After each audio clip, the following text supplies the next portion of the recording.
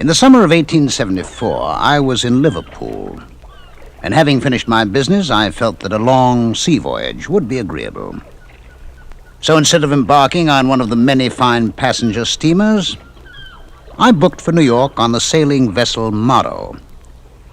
The Morrow was an English ship with little accommodation for passengers, of whom there were only myself, a young woman, and her servant. It was from the latter that I learned that the young lady had been left with an English family by a man and his wife from South Carolina, both of whom had died on the same day at a house in Devonshire, a circumstance in itself sufficiently uncommon to remain rather distinctively in my memory, even had it not transpired in conversation with the servant lady that the name of the man was William Jarrett, the same as my own. I knew that a branch of my family had settled in South Carolina, but of them and their history I was ignorant. The Morrow set sail the 15th of June. The skipper favored us with very little of his company, except at his table, and the young woman, Miss Janet Harford, and I became very well acquainted. We were nearly always together, and I often tried to analyze and define the strange feeling which she inspired in me. A secret, subtle, but powerful attraction, which constantly impelled me to seek her out. But the attempt was hopeless. One evening, as we sat on deck, I asked if she could assist me in resolving my psychological frame of mind. For a moment, she was silent, and I began to fear that I had been extremely rude. And then she fixed her eyes gravely on my own. In an instant, my mind was dominated by as strange a force as ever entered human consciousness. It seemed as if she were looking at me not with, but through her eyes, from an immeasurable distance behind them. Ship, ocean, sky, all had vanished. I was conscious of nothing. And then from out of it, my former surroundings of deck and mast slowly resolved themselves. Miss Harford had closed her eyes and was leaning back in her chair, apparently asleep. The book she had been reading lay open in her lap. Impelled by some unknown motive, I glanced at the top of the page. It was a copy of that curious work, Denneker's Meditations, and the lady's index finger rested on this passage. To many it is given to be drawn away and to be apart from the body for a season, for as streams which flow across each other, the weaker is borne along by the stronger. So there will be certain kin whose paths intersecting, their souls do bear company, while their bodies go their own way, unknowing. Miss Harford arose, shuddering. The sun had sunk below the horizon, but it was not cold. There was not a breath of air, no clouds, not a star in the sky. A hurried tramping sounded on the deck. The captain, summoned below, joined the first officer, who stood looking at the barometer. "We are in trouble," I heard him exclaim.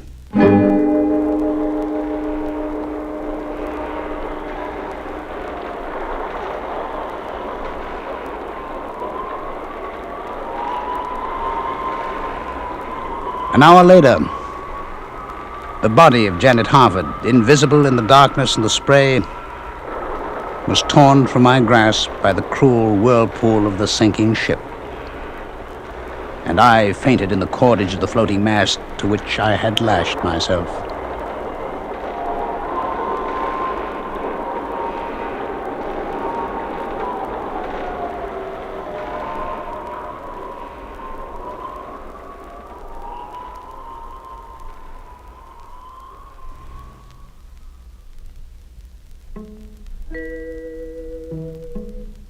I awoke by lamplight. I lay in a berth amid the familiar surroundings of the stateroom of a steamer. On a couch opposite sat a man reading a book. I recognized the face of my friend Gordon Doyle, whom I had met in Liverpool on the day of my embarkation, when he was about to sail on the steamer City of Prague, on which he had urged me to accompany him. After some time, I spoke his name. "Doyle," I said. "Did they save her?" He now looked at me and smiled as if amused. He evidently thought that I was half awake.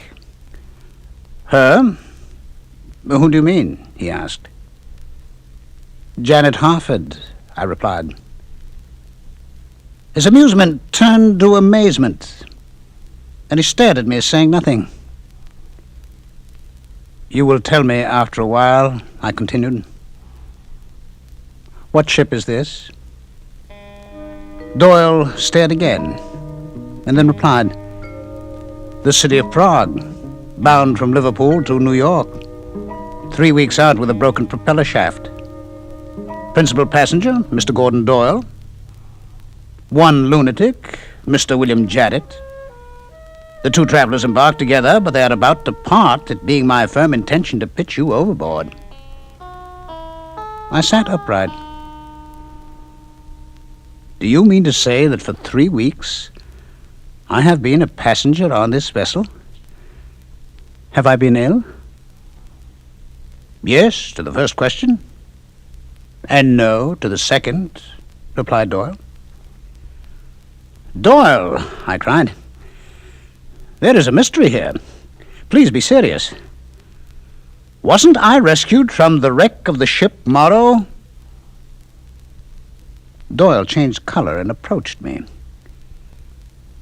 "What do you know of Janet Harford?" he asked very calmly. "First, tell me what you know of her," I said. Doyle gazed at me for a moment as if to think what to do, and then seated himself again on the couch. "Why should I not know her?" he said.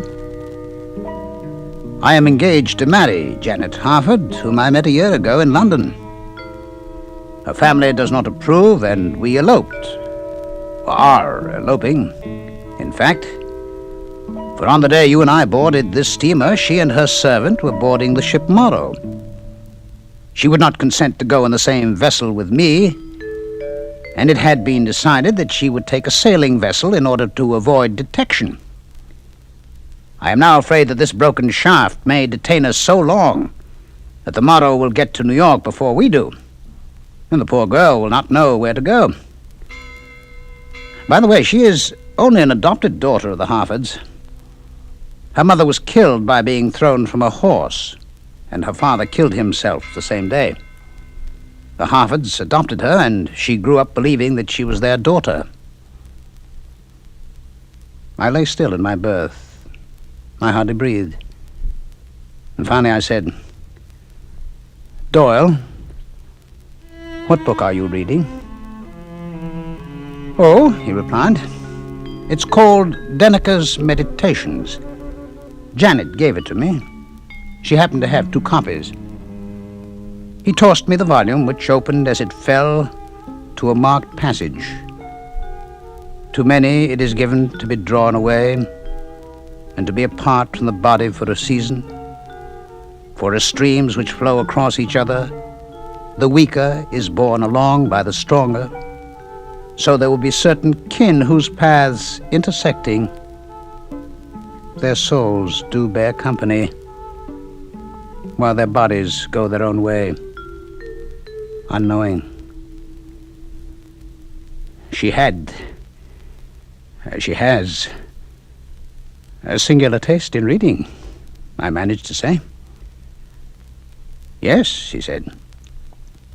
"And now perhaps you will have the kindness to explain how you knew her name and that of the ship she sailed in." "You talked of her in your sleep," I said.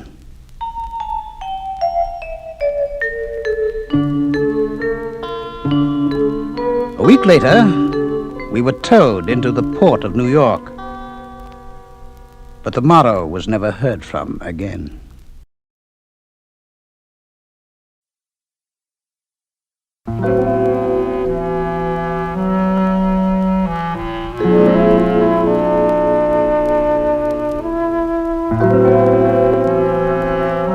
Once there was a man who was married to a lady called Elvira, and Elvira had a golden arm.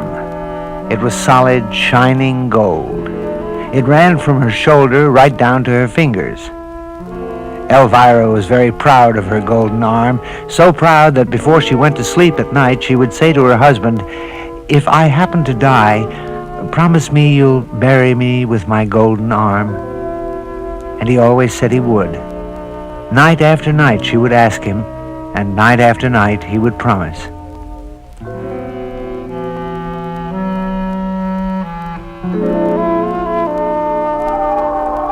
And one night, Elvira died, and the husband buried her just as he had promised, with her golden arm.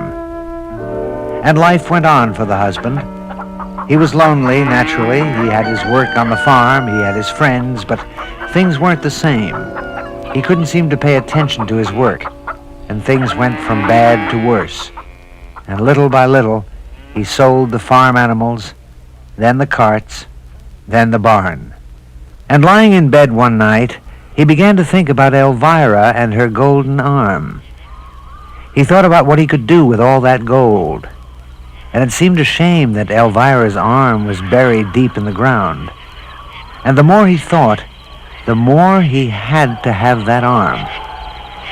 But he had promised Elvira, and yet he needed the gold in her golden arm.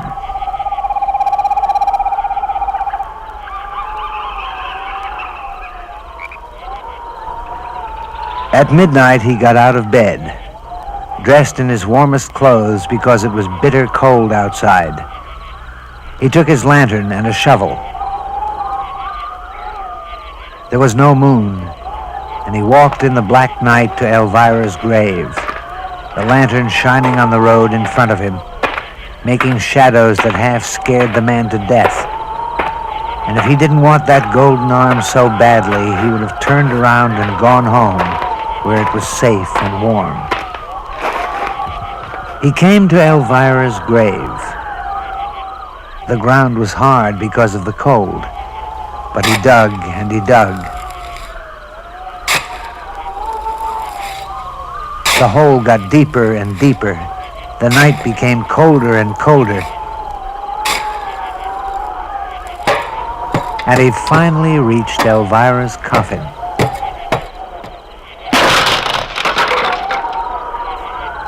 He opened the coffin, reached in, and took the golden arm. He covered up the coffin and fixed the earth around the grave so that no one would know what had been done. It began to snow and hail, and the wind got louder and louder as the man started back for home with the golden arm under his coat.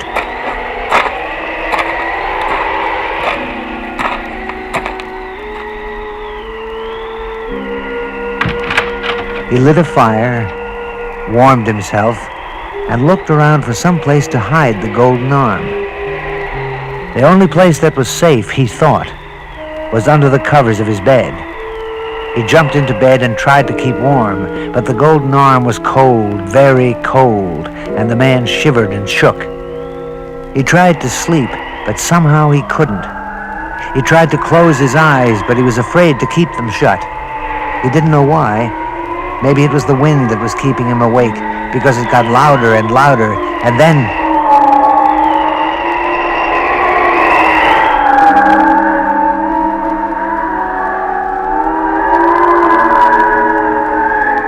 he heard a voice in the wind. It was calling, "Where is my golden arm?" Imagination, the man thought. It had to be, because it couldn't be anything else. But he pulled the covers over his head. He didn't want to hear the sound, or was it a voice? What was it saying? "Where is my golden arm?" He got out of bed to make sure. He looked out towards the road. He could hardly see it from his window. It was so dark out, but the wind carried a voice saying, "Where is my golden arm?" He went to the door to listen, to be sure, and he heard it. Where is my golden arm? And he looked into the cellar, and the voice called to him, Where is my golden arm? And the man shook and shivered, and to be safe he went back to bed, and he still heard the voice coming from all around him, from the windows, under the door, under the bed, from the closet, and it cried and called and howled, Where is my golden arm? And then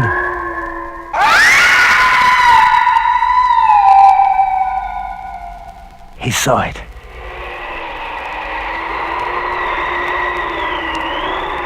Where is my golden arm? At the foot of his bed. And it jumped right at him. You've got it!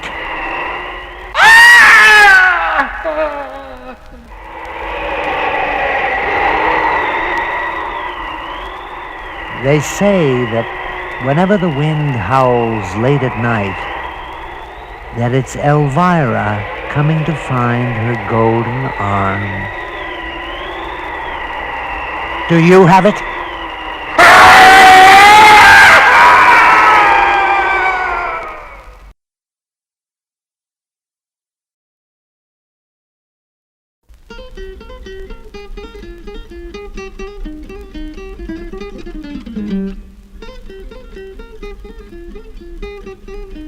There are lots of places in the world, all different, some strange.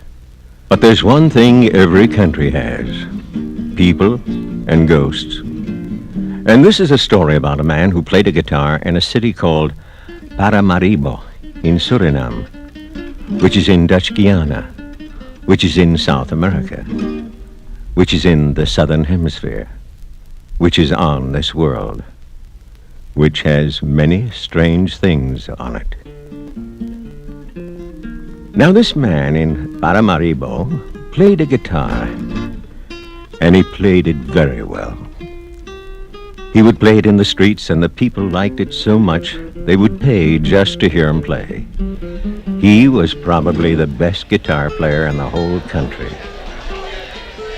Whenever anyone gave a party, they would ask the man to come and play.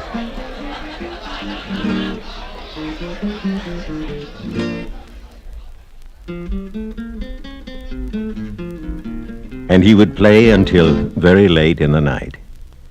And then he would walk to a small house, put away his guitar because it was a very good guitar, probably the very best in the whole country. And the next day he would get up, polish his guitar, and go back into the streets and play some more.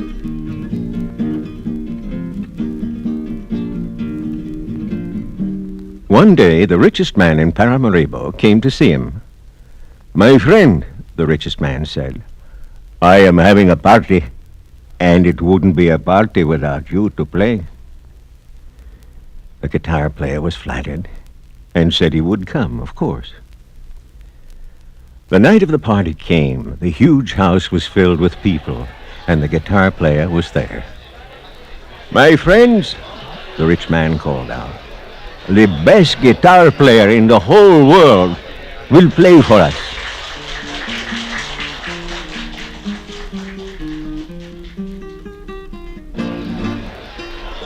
He played better than he had ever played before, and he played until it was very, very late. And when the party was over, he walked home. It was a very dark night, and he played the guitar as he walked. He played softly to keep his mind off the dark, dark night. There was a sound from the bushes behind him. He turned and saw a man he had never seen before. "That is a very good guitar," the man told him. "I wonder if you would let me play it." Well, it was dark. The man was a stranger, and the guitar player was all alone. So he said, "Of course," and he gave the man the guitar.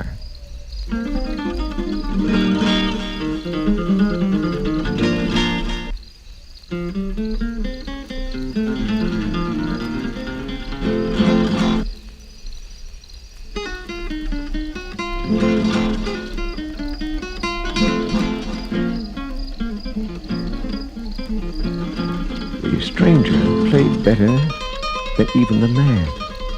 He played it so well that the guitar was amazed. And when the stranger was finished playing, the man told him that he had never heard better playing in his whole life. Naturally, the stranger said, I was a guitar player before I died. And the guitar player ran. And the stranger ran after him, calling, Hey, you forgot your guitar. Keep it, the guitar player yelled, and he ran. And the stranger ran after him. Your guitar, he kept calling. And the guitar player ran faster and faster. And the stranger ran faster and faster until the guitar player ran into his own house and slammed the door, lit all the lights, and pulled down all the shades, and then began to wonder if he had really seen what he thought he had seen. Was there really a stranger who had played his guitar? Of course not, he thought to himself. It's all a dream. When he looked for his guitar, it wasn't there. I must have left it at the party, he thought to himself, and finally fell asleep. The next morning, he opened his door to go back to the rich man's house for his guitar.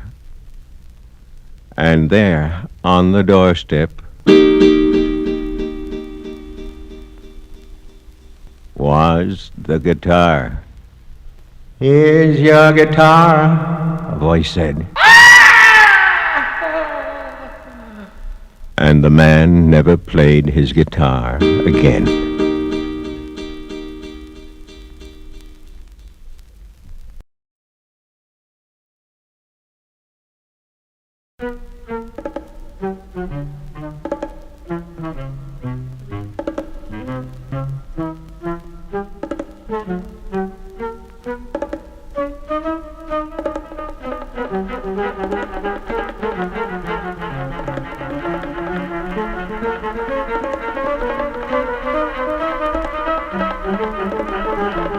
There are all kinds of scary things that live in the world.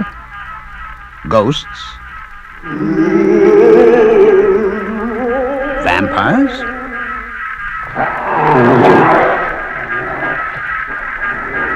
werewolves, any number of things. And then there are boggarts. They don't make any special sort of sound. They just,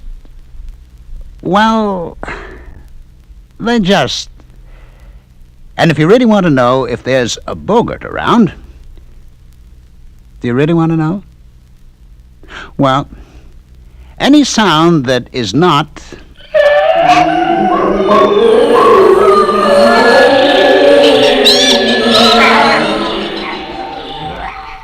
is a boggart. Boggarts live mostly in England. Mostly. They could live in your house, maybe, but mostly in England.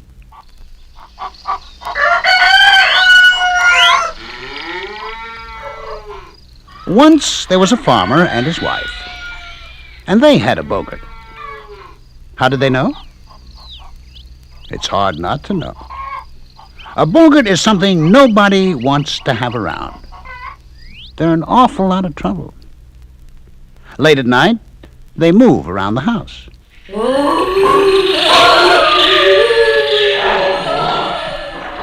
And what they do is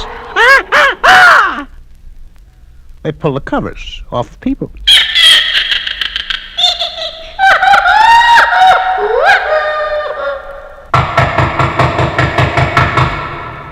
They knock on doors.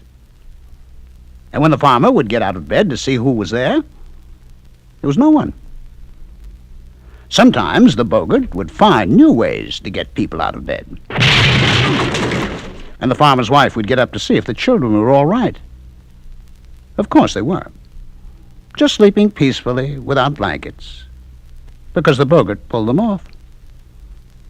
The farmer and his wife and his children were getting pretty annoyed. Sometimes late at night, the farmer would stand in the middle of the living room and try to talk to the boggart, to ask him or her or it to leave. But there was never any answer, and the farmer would shrug and go to bed. And then the boggart would answer, in his own peculiar way. It would tap on the windows. It would roll heavy balls across the ceiling. It would slide down the stairs. And it would slide up the stairs.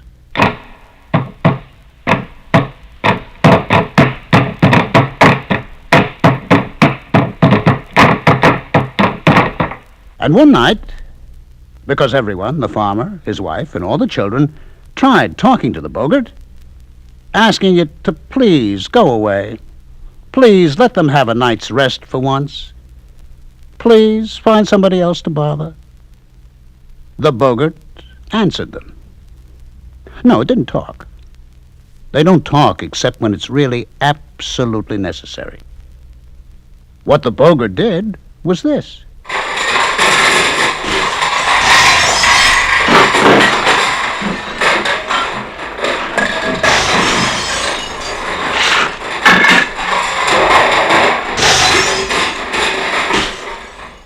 The farmer and his wife and all their children were mad.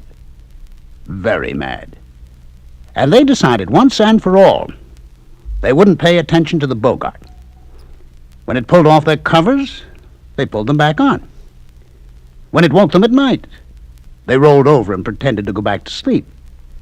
And when the boggart broke things, they just cleaned up as though absolutely nothing had happened. The boggart began to think that the family didn't like him, or her, or it. And it began to be very helpful.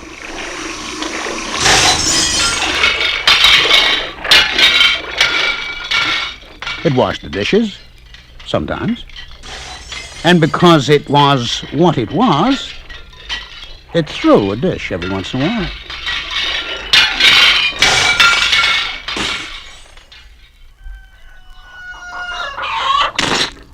It collected the eggs from the chickens. But being a boggart, every other egg would somehow drop or break. It milked the cows and fed the horses. But a boggart is always a boggart.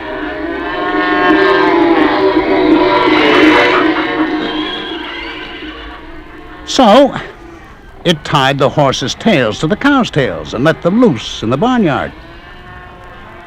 The farmer was very mad. He had a lot of fixing up to do. The farmer's wife was annoyed. She had a lot of cleaning up to do. And the children were mad. They had a lot of helping to do. The only happy thing around the farm was the boggart. So happy that he made the cold water in the tub run hot, and the hot water run cold, and went back to all his old tricks.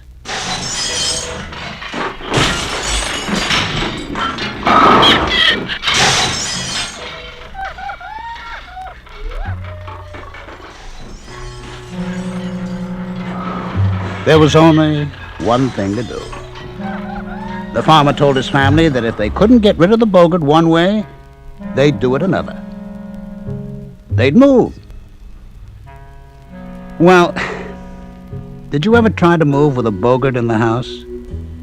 When one trunk was packed and everybody was busy moving the piano, the boggart emptied the trunk, and when everyone went back in to repack the trunk, they'd find the piano had somehow been put out in the barn. It was very hard, but finally the day arrived, and everything was ready to go. All the neighbors wished them good luck, and the farmer said he was happy to be going. He was getting away from the boggart at last.